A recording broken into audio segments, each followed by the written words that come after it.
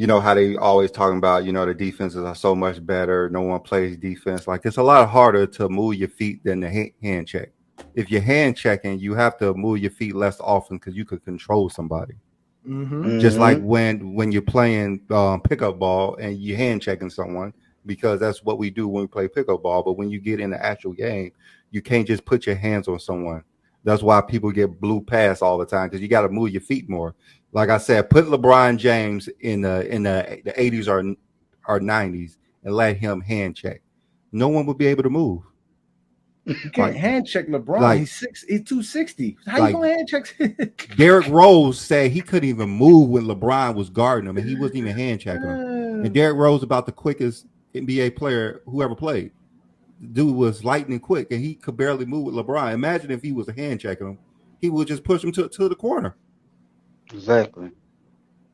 But then Like, if you think about it, if you switch that around though, if they try to hand check somebody in this era, they gonna get pushed off with a jab step.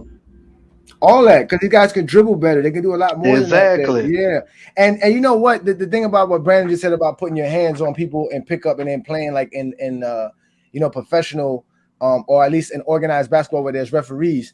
You know, one of the first rules in not NBA but in basketball, Naismith. One of the first rules we talked about this was you can't put your hands on somebody and you can't put your shoulder on somebody. So you couldn't back somebody down. There was no posting up. Like you couldn't do stuff like this. This was all not allowed. Like it was illegal in basketball. You couldn't put your hands, you couldn't push, you couldn't shove, you couldn't kick. Like those were specific words that they put in there. You couldn't use your shoulders. All of that. That was original. That was like the original 9 rules that they made up when they first made basketball.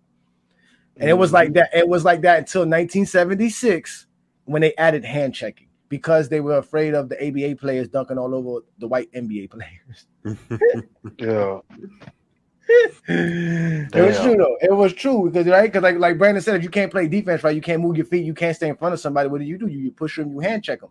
So they said, well, fuck it, let's let them hand check a little bit. We'll call it hand checking. There's no real objective, clear lines of what hand checking is. Just you can just put your hands. You can just place your hands on the hip or your forearms on somebody. So now that led to elbowing and pushing, which led to fights. yeah. So or it led to the 80s style basketball, right? Because like I said, you get the enforcer. Because you're already fouling the guards and everybody coming to the paint, right? You're already hitting people hard. So now you get that and you get more enforcers and you get thugs. You get dudes that, that grew up rough and they were ready to fight. Like with that, this all I got. I can't hit a jumper, but I'll foul the shit out of you.